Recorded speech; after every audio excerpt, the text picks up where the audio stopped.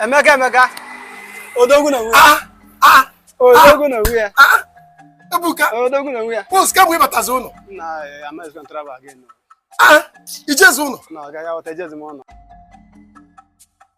Kemezrin, akwe kwa mnige Juno, but Nada, can't call it. Can't call it. Never again. Nah. Aroba keije. No, my guy. Mekus. Not that I don't want to travel. Not that I don't want to go to the village. You want to go? But my father did not build any house. Oh, na village. He said, "Oh no, Ibo na village. In the village, come on, about Chikobiki. Oh no, na Meka. Guy, I'm with a mother na Akale. I'm not the best. I'm making name a travel. All friends. Furumun Kenya, Ekenyam, Edisika Kenyam, no. I buy a Debenetisi, Machije. My uncle Begolia. Oh, I calculate all those things. Now, Bakoro Baka, second dose. What I can just pack along this weekend. Can you get me to the Bali about village in the Lebanon with no one of the line?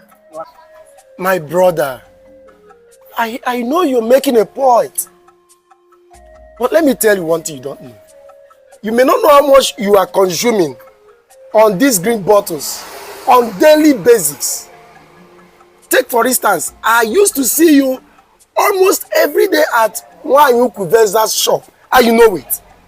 You don't take one bottle, you don't take two, you take 5, 6, 7 bottles.